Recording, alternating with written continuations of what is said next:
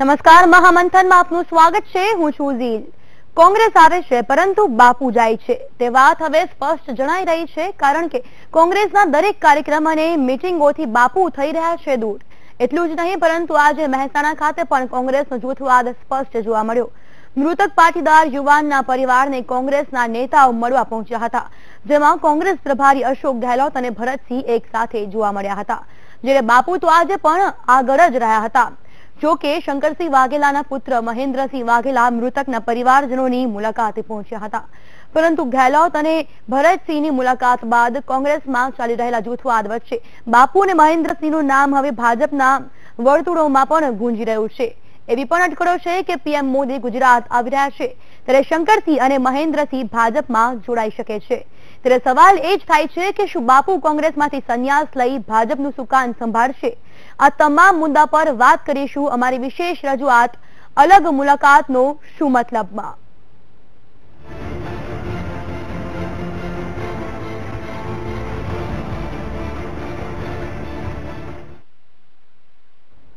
તો મહેસાણામાં કસ્ટોડિયલ ડેથનો ભોગ બનનાર પાટીદાર યુવકના પરિવારજનો સાથેની મુલાકાત બાદ મહેન્દ્રસિંહને લઈને અત્યારે ચર્ચાએ જોર પકડ્યું છે.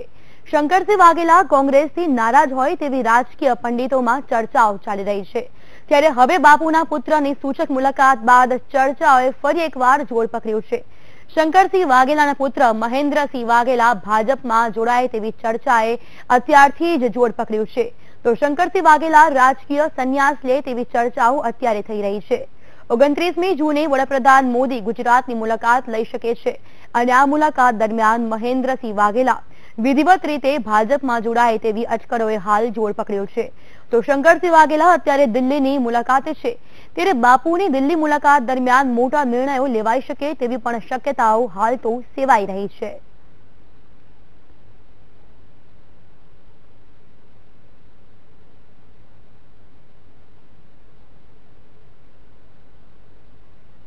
છેલ્લા કેટલાય દિવસોથી શંકરસિંહ વાઘેલાને લઈને કોંગ્રેસમાં સસ્પેન્સ વધતું જાય છે, ત્યારે ફરી એકવાર બાપુને લઈને કોંગ્રેસમાં ટ્વિસ્ટ ઉભું થયું છે.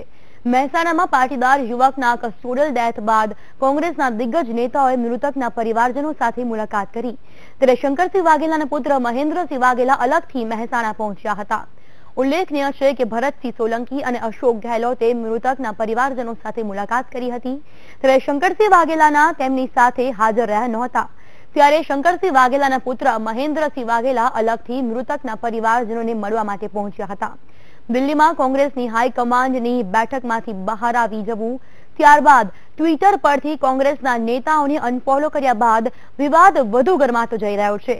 તો ફરીથી એકવાર શંકરસિંહ વાઘેલાના પુત્રની સૂચક મુલાકાતને લઈને કોંગ્રેસમાં અત્યારે અટકળોનો દોર ચાલુ થઈ ગયો છે.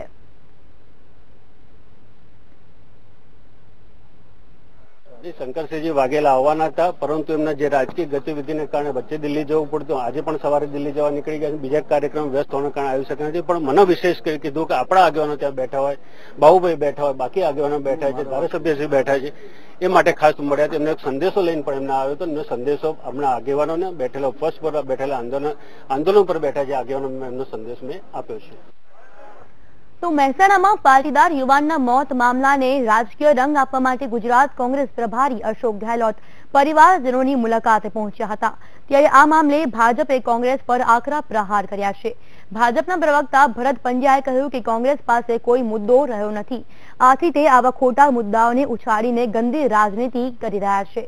કોંગ્રેસને મૃતકના પરિવારજનોને ન્યાય અપાવવામાં રસ નથી, તેને માત્ર રાજકારણમાં જ રસ છે. કોંગ્રેસમાં આંતરિક વિખવાદો ચાલી રહ્યા છે, જેનાથી લોકોનું ધ્યાન અન્ય માર્ગે ખસેડવા અને સસ્તી પ્રસિદ્ધિ મેળવવા માટે આવા કાર્યો કરી રહી છે.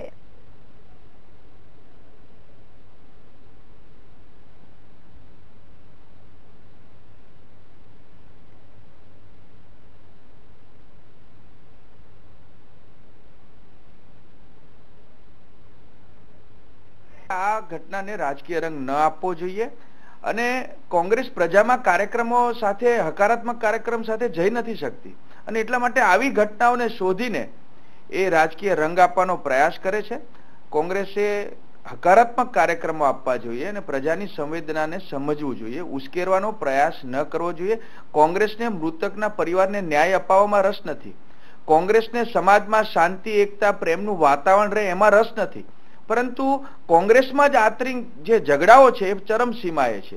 એટલા માટે સમાજોમાં પણ આંતરિક ઝઘડાઓ, વેરઝેર, અશાંતિ વધે એવું કોંગ્રેસ ઈચ્છી રહી છે. એ આ ઘટના પરથી લાગે છે.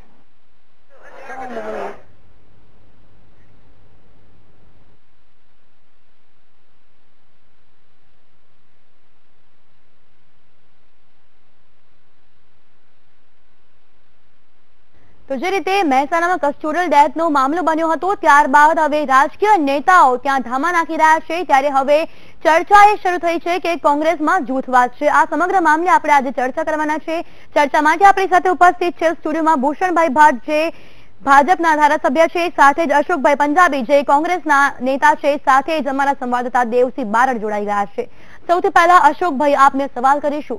કોંગ્રેસ આવે છે, નારા કોંગ્રેસ લગાવે છે, પરંતુ બાપુ જાય છે. આ સમગ્ર મામલે હકીકત શું છે? કોંગ્રેસ આવે છે એ નારો કોઈ હવામાં નથી. હકીકતની અંદર પ્રજાની અંદર જે ભયંકર અસંતોષ ફેલાયો છે એ પરિવર્તન ઈચ્છે છે. અને વૈકલ્પિક રીતે ગુજરાતની અંદર બે પક્ષની પદ્ધતિ છે. વૈકલ્પિક રીતે કોંગ્રેસ એક નેશનલ પોલિટિકલ પાર્ટીના નાતે અને ગુજરાતના તમામ જિલ્લા તાલુકામાં સંગઠન હોવાના કારણે અને કાર્યકર્તાઓની એક મોટી ફોજ હોવાના કારણે પ્રજા જે છે આ વખતે કોંગ્રેસની પસંદગી કરશે. એ વસ્તુને ધ્યાનમાં રાખીને જ આ સૂત્ર જે છે જનતા વચ્ચે ગયું છે. કોંગ્રેસ આવે છે. હવે જ્યાં સુધી આપ પ્રશ્ન કરો છો બાપુનો, તો બાપુને અમુક જે છે મતભેદ સ્ટ્રેટેજી માટે હતો, આખી દુનિયા જાણે છે, બધા જાણે છે. અને એ મતભેદ નીકાળવાના પ્રયાસ કોંગ્રેસ હાઈકમાન્ડ કરી રહી છે. અને મને વિશ્વાસ છે કે આ મતભેદો દૂર થઈ જવાના છે. એમાં કોઈ બહુ મોટી વસ્તુ નથી. પણ અમુક લોકોને વધુ રસ છે કે બાપુ ભાજપમાં જાય છે, ભાજપમાં જાય છે. તો હું એમ કહેવા માંગુ છું કે ભાજપમાં જો જવાનું હોય તો બાપુને રોક્યો કોણે છે? તમારી પાર્ટીમાં હજી સુધી જોઈ શકતો નથી. પણ હવે એટલું જ નહીં, પણ તમને એક વસ્તુ હું કહેવા જાઉં કે આખા ઉત્તર ગુજરાતમાં, ખાસ કરીને મહેસાણા જિલ્લામાં, પાટીદારો એકદમ વિરુદ્ધમાં છે ભારતીય જનતા પાર્ટીના. અને એટલા વિરુદ્ધમાં થઈ જઈ રહ્યા છે કે પોતે નીતિનભાઈ પટેલને પોતાની સીટ બદલવાના પ્રયત્નો કરવા પડ્યા છે. અને એકવાર તો એવા સમાચાર વહેતા થયા છે કે નીતિનભાઈ પટેલ કોંગ્રેસમાં આવે છે. આપ આપની પાર્ટી આ પ્રકારની વાત કરું છું. વધારે અશોકભાઈ, આપ જનતાની વાત કરી રહ્યા છો. જનતા અસંતોષ છે, પરંતુ અત્યારે શું જોઈ રહ્યા છે, શું માની રહ્યા છે? આ કોણ કહે છે કે તમારી પાર્ટીની શું પરિસ્થિતિ છે એ જોઈ રહ્યા છે. અશોકભાઈ, આપ જનતાની વાત કરી રહ્યા છો. જનતામાં અસંતોષની લાગણી છે, પરંતુ ક્યાંક ને ક્યાંક હવે એવું લાગી રહ્યું છે કે આપની પાર્ટીમાં પણ ક્યાંક ને ક્યાંક અસંતોષની લાગણી છે. બાપુ નારાજ છે. અસંતોષ તો ચૂંટણી ટાણે દરેક પક્ષમાં હોય છે. તમે જોજો, આ ભારતીય જનતા પક્ષમાં પણ થવાનું છે, કોંગ્રેસમાં છે જ. અસંતોષ તો હોય છે અને દરેક ચૂંટણીમાં, દરેક રાજ્યમાં હોય છે. પણ એ અસંતોષમાંથી બહુ સાવધાનીપૂર્વક અને બહુ સફળતાપૂર્વક બહાર આવવાની એક લાંબી પરંપરા છે. કોંગ્રેસ એક નેશનલ પોલિટિકલ પાર્ટી છે, અનુભવી પક્ષ છે. આવા ઘણા પ્રકારની વસ્તુનો સામનો કોંગ્રેસે કર્યું છે અને આ વખતે પણ સફળતાપૂર્વક કરશે જ. આજે અમારા અશોક ગેહલોત, અમારા આગેવાન, રાષ્ટ્રીય આગેવાન, શા માટે મહેસાણા ગયા?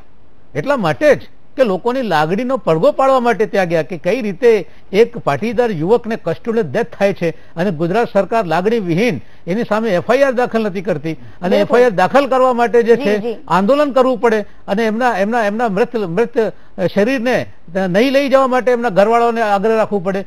એટલી હદ સુધી લાગણી વિહીન આ ગુજરાત સરકાર થઈ ગઈ છે. એ તો બધા જયારે ઉભા થયા અને આખા ગુજરાતમાં વિરોધ વંટોળ ઉભો થયો અને કોંગ્રેસ સ્વાભાવિક રીતે વિરોધ પક્ષના નાતે પ્રજા પાસે જશે જ.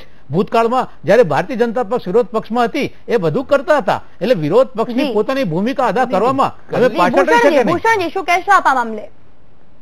શ્રી મુરબ્બી અશોકભાઈએ કીધું કે જે પરિસ્થિતિનું નિર્માણ થયું છે આજે મહેસાણામાં ગયા, કોંગ્રેસ પાર્ટી પાસે હવે કોઈ હકારાત્મક અને સકારાત્મક મુદ્દા રહ્યા નથી. 10 મુદ્દાઓ છે કહું. આપ બોલ્યા ત્યારે મેં સાંભળ્યું. હવે સાંભળો. બીજી વસ્તુ, ભ્રષ્ટાચારના આક્ષેપ કર્યા ભારતીય જનતા પાર્ટી ઉપર, ચારિત્ર ખંડનના આક્ષેપ કર્યા, કૌભાંડના આક્ષેપ કર્યા. આ દેશની, આ રાજ્યની જનતાએ દેશમાં 3 વર્ષથી સુશાસન મળ્યું છે, સારું સ્વરાજ્ય મળ્યા પછી સુરાજ્ય તરફની દોટ મળી છે, દિશા મળી છે. છેલ્લા 20 વર્ષથી ગુજરાતની અંદર જે રીતે ભારતીય જનતા પાર્ટીનું શાસન નરેન્દ્રભાઈ થી માંડીને આજે વિજયભાઈ રૂપાણીના નેતૃત્વ વાળા શાસનમાં એક આક્ષેપ કોંગ્રેસ સાબિત કરી શકી નથી. રહી વાત, તમે બોલ્યા ત્યારે મેં સાંભળ્યું, હવે તમે સાંભળો. રહી વાત ખેડૂતોના પ્રશ્ન માટે આંદોલન કરવાનો, કોઈ પણ સમાજના માટે આંદોલન કરવાનો દરેકને અધિકાર ના નથી, એની જરૂરિયાત પ્રમાણે એની રજૂઆત કરવી જોઈએ. પણ મારે આજે દુઃખ સાથે કહેવું પડે કે કોંગ્રેસ પાર્ટીને કિસાનો માટે બોલવાનો એક શબ્દ અધિકાર નથી. 1987-70મી માર્ચ આજ માધવસિંહભાઈ સોલંકીના નેતૃત્વ વાળી સરકારે ખેડૂતોને જે ગોળીઓ દીધી હતી, બિલકુલ એ ગોળીઓ દીધેલી અને આજે આવનારી ચૂંટણીઓની અંદર પોતાની પાસે કોઈ મુદ્દા ન હોવાને કારણે જે મુદ્દા લઈને જવું જોઈએ, પ્રજાની વચ્ચે પ્રજાની વાતને સમજવી જોઈએ, પોતાની પક્ષની આંતરિક પરિસ્થિતિને ઢાંકવા માટેની જે કોંગ્રેસ પાર્ટી પ્રયત્ન કરી રહી છે, આવે છે. હવે તો એવો ઉભરો આવે છે, જાય છે, પોતે બોલતા થાય, જાય છે. કોણ આવે છે, કોણ જાય છે? આ સ્થિતિની અંદર કોંગ્રેસ પાર્ટી ફસાયેલી છે. ભારતીય જનતા પાર્ટી એની તાકાત ઉપર, એના કાર્યકર્તાના બળ ઉપર 45,000 બૂથ 182 વિધાનસભાની અંદર આવતા 45,000 થી 46,000 બૂથની અંદર રાષ્ટ્રીય પ્રમુખથી માંડીને બૂથ પ્રમુખ સુધી એવું નીચે ઉતરે છે. અને ઘર ઘર સુધી ભારતીય જનતા પાર્ટી સરકારના કામો, વિકાસના કામો, અમારી જન બિલકુલ એકબીજા પર આક્ષેપ પ્રત્યાક્ષેપો દરેક પાર્ટીઓ કરી રહી છે. સાથે આજનો જે પાસે કોઈ મુદ્દા રહ્યા નથી. બિલકુલ આજે જે આપણે મામલો કરી રહ્યા છે, અશોકભાઈ એક મિનિટ, અશોકભાઈ આપને પણ બોલવાનો ચાન્સ મળશે. દેવસિંહ આપણી સાથે જોડાઈ ગયા છે. દેવસિંહ, આજે જે મામલો ચર્ચાઈ રહ્યો છે, સમગ્ર મામલાએ જે રીતે જોર પકડ્યું છે, સમગ્ર મામલો છે મહેસાણાનો, જ્યાં કસ્ટોડિયલ ડેથ નીપજ્યું છે, ત્યારે શંકરસિંહ બાપુના જે પુત્ર છે તે આજે અલગ થઈ ગયા હતા. કોંગ્રેસમાં જે રીતે જૂથવાદ સામે આવ્યું છે, હવે એવી પણ અટકળો છે કે તેમના પુત્રને અને શંકરસિંહ બાપુને હવે ભાજપમાં એક સ્થાન મળી શકે છે. શું છે વધુ માહિતી, આપ શું કહેશો આ અંગે? જી, અત્યારે જે પ્રકારના છેલ્લા કેટલાક દિવસથી જે પ્રકારની પરિસ્થિતિ છે એ ઉપર તો હવે એ ચર્ચા કોંગ્રેસમાં થવી જોઈએ કે બાપુ કોંગ્રેસમાં રહે છે કે જાય છે. જો બાપુ જાય છે તો ભાજપ એને કેવી રીતે સ્વીકારે છે, અને કોંગ્રેસની અંદર જો રહેવાના છે તો કોંગ્રેસ એને કેવી રીતે રાખશે, અને કોંગ્રેસની કઈ સ્થિતિમાં એ બાપુ પોતાની જવાબદારી અદા કરશે, એ પ્રકારના ઘટનાક્રમ અત્યારે છેલ્લા તબક્કામાં ચાલી રહ્યા છે. આજની જે મીટિંગ થઈ છે અને ગઈકાલની મીટિંગ થઈ છે અને આજે અચાનક દિલ્હી મુલાકાત, એના મતલબ એ થાય છે કે બાપુ છે એ છેલ્લા સમીકરણો સુધી, એટલે છેલ્લા લેવલ ઉપર સુધી વાત આવીને અટકી ગઈ છે. હવે હાઈકમાન્ડે પણ છેલ્લા કેટલાક 2 દિવસથી જે નિવેદનો આવી રહ્યા છે એના ઉપરથી અમે ગૌર કરીએ તો સ્પષ્ટ દેખાઈ આવે છે કે બાપુને હાઈકમાન્ડે સ્પષ્ટ શબ્દોમાં કહી દીધું છે, તમારે રહેવું હોય તો રહો, અમારી ઈચ્છા મુજબ જ બધું ચાલવાનું છે. મતલબ સાફ છે કે બાપુએ હવે વિચારવાનું છે કે ભાજપમાં જવું છે, કોંગ્રેસની અંદર માનભેર જીવવું છે, કે પછી કઈ એવી સ્ટ્રેટેજી ઘડવી છે જે 1996-97માં રાજપા વખતે બનેલી હતી. તો આ તમામ સમીકરણો પર બાપુ અત્યારે કદાચ વિચારતા હોઈ શકે, કારણ કે અત્યારે બાપુની સ્થિતિ છે એ કોંગ્રેસની અંદર ના ઘરના ના ઘાટના એના જેવી થઈ ગઈ છે. બિલકુલ ચર્ચાને આપણે આગળ પણ યથાવત રાખીશું, પણ હાલ સમય થઈ ગયો છે એક બ્રેકનો, રોકાઈશું. એક બ્રેક બાદ આપનું સ્વાગત છે. આજે રસપ્રદ મામલે આજે આપણે ચર્ચા કરી રહ્યા છે. ખાસ કરીને બાપુ કોંગ્રેસમાંથી જાય છે તેવી અટકળો થઈ રહી છે, સાથે જ તેમના પુત્રને પણ ભાજપમાં સ્થાન અપાઈ શકે છે તેવી ચર્ચાઓ પણ થઈ રહી છે. સાથે જ દેવસિંહ આપણી સાથે જોડાઈ ગયા છે. દેવસિંહ, અહીંયા સવાલ એ થઈ રહ્યો છે કે શંકરસિંહ વાઘેલા જે રીતે વારંવાર અલગ અલગ નિવેદનો બદલતા રહે છે અને કોઈક વાર કહે છે કે બધું જ બરાબર છે, આને આપ કેવી રીતે જુઓ છો? ખાસ કરીને પહેલા બાપુ અજ્ઞાતવાસમાં જતા રહે છે, પછી ભરતસિંહ સોલંકી સાથે મુલાકાત કરે છે અને દિલ્હીનું તેડું પણ આવી શકે છે તેવી પણ વાતો છે.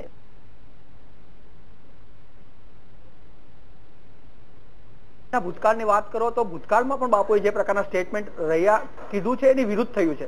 જ્યારે ખજુરિયા હજોરી કાંડનો બળવો થયો એ સમયે પણ બાપુએ એવું જ કહ્યું હતું કે હું બળવો કરવાનો નથી, હું ભાજપમાં રહેવાનો છું, તેમ છતાં પણ ખજુરિયા થયું.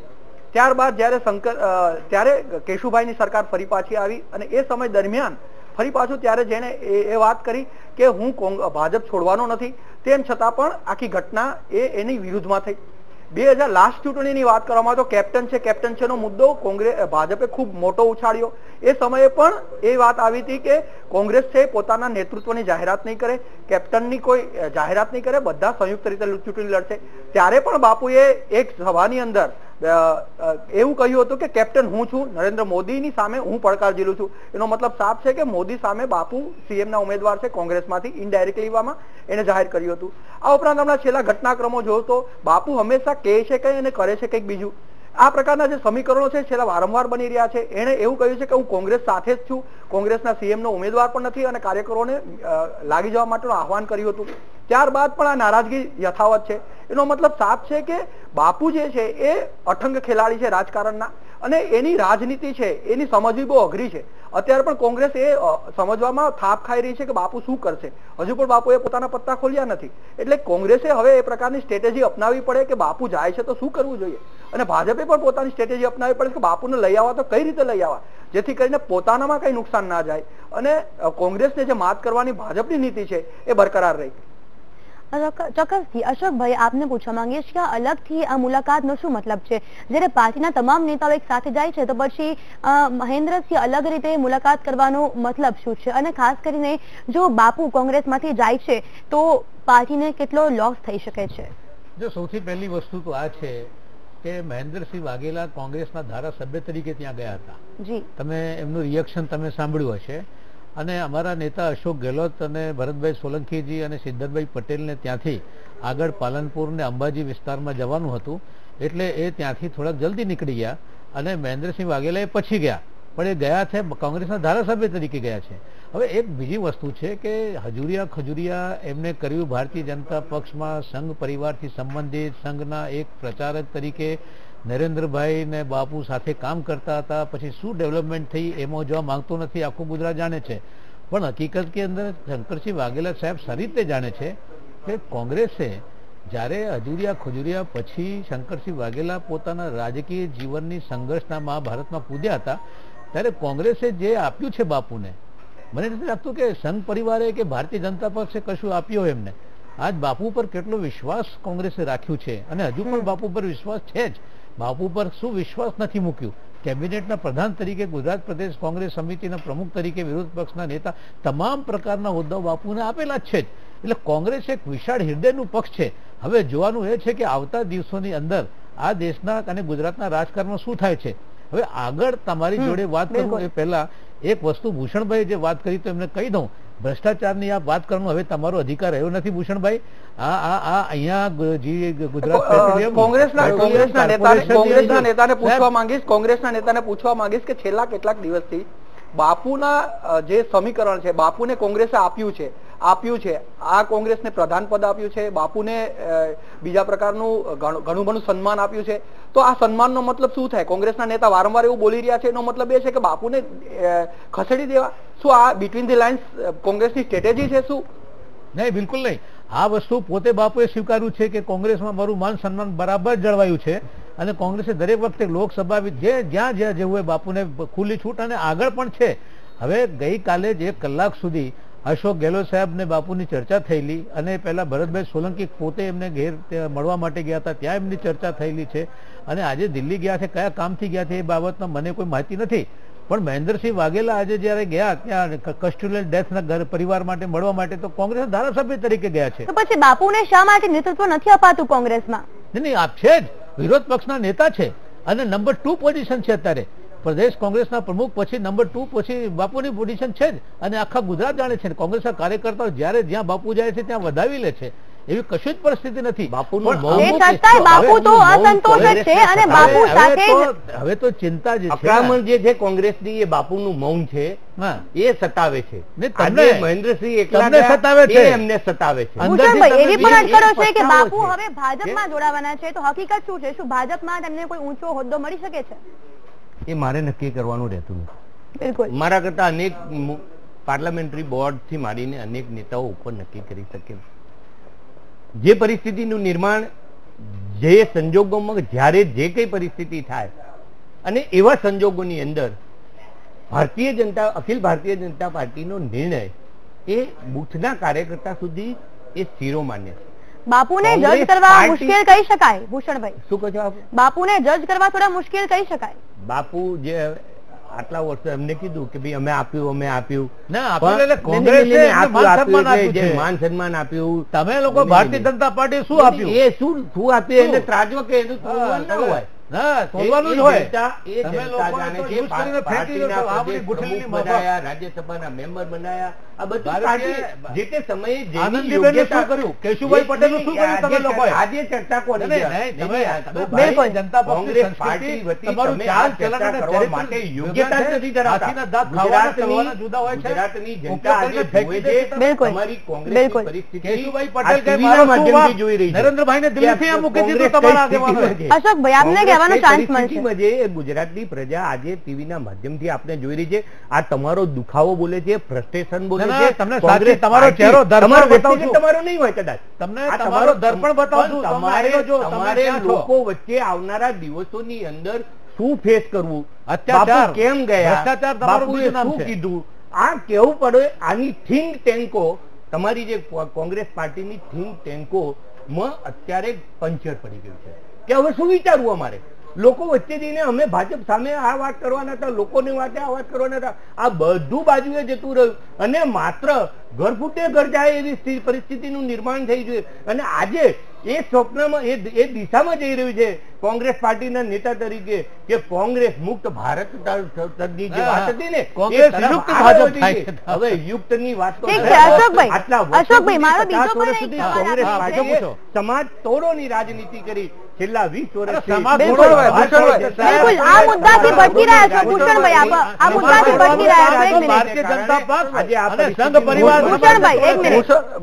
ભૂષણભાઈ તમને પૂછવા માંગીશ નેગેટિવ કે માની લો કે બાપુને તમે લેશો તો બાપુને લેશો તો બાપુને તમને ડર છે ભૂષણભાઈ, ડર છે એક ભાજપને? કારણ કે ભાજપના નેતાઓ અનેક નેતાઓ કહી ચુક્યા છે કે બાપુ વેલકમ, બાપુ જ્યારે બી આવે ત્યારે દરવાજા ખુલ્લા છે. મુખ્ય મહત્વના નેતાઓ છે જે નિર્ણય શક્તિ જેના હાથમાં છે એ લોકોએ પણ કહ્યું છે કે બાપુ માટે વેલકમ દરવાજા છે. તો શું બાપુના ભૂતકાળ જોતા ભાજપને એવો ડર લાગી રહ્યો છે કે બાપુ ભવિષ્યની અંદર ભાજપમાં આવીને ખાના ખરાબી કરી શકે? આ ડરને કારણે નથી લેતા તમે? ભારતીય જનતા પાર્ટીનું અખિલ ભારતીય જનતા પાર્ટીની પાર્લામેન્ટરી બોર્ડ નક્કી કરવાનું છે. હું તો બહુ જ નાનો પડું આ બાબતની ચર્ચા કરવા માટે. એ જે નિર્ણય કરે એ પાર્ટીના અદના સૈનિક તરીકે એક એક કાર્યકર્તાને શિરોમાન્ય રહે. પણ મારે કહેવાનો મતલબ એટલો જ છે કે આવનારા દિવસોની અંદર ભારતીય જનતા પાર્ટી એની તાકાત ઉપર, એના કરેલા કામ ઉપર, પ્રજાના મનની ઉપર જે વિશ્વાસ, ભ્રષ્ટાચાર મુક્ત શાસન આપ્યું છે અને વિકાસના કામ કર્યા છે. આ દેશની અંદર આદરણીય પ્રધાનમંત્રી શ્રી નરેન્દ્રભાઈ અને અમિતભાઈ શાહની જોડી અને ગુજરાતમાં વિજયભાઈ, નીતિનભાઈ અને જીતુભાઈ વાઘાણીના નેતૃત્વમાં આ ટીમ કામ કરી રહી છે. એનું પરિણામ એ 2017 ની આવનારી નજીકની ચૂંટણીઓમાં હવે દેખાવા માંડી છે. કોંગ્રેસ પાસે લોકો જોડે જવા માટે કોઈ મુદ્દો રહ્યો નથી. બિલકુલ અનેક અટકળો હવે સેવાઈ રહી છે. બાપુ હવે આગામી પગલા શું ભરે છે તેના પર સૌ કોઈની નજર છે. આપ ત્રણેયનો આભાર આ ચર્ચામાં જોડાવા બદલ. તો હવે સમય એ થઈ રહ્યો છે કે બાપુ ક્યાં જાય છે તેના પર સૌ કોઈની નજર છે. કોંગ્રેસ એવું કહે છે કે કોંગ્રેસ આવે છે પરંતુ બાપુ જાય છે. ક્યાંક ને ક્યાંક બાપુમાં પણ અસંતોષની લાગણી જોવા મળી રહી છે. વિશેષ રજૂઆતમાં અત્યારે બસ આટલું જ. નમસ્કાર.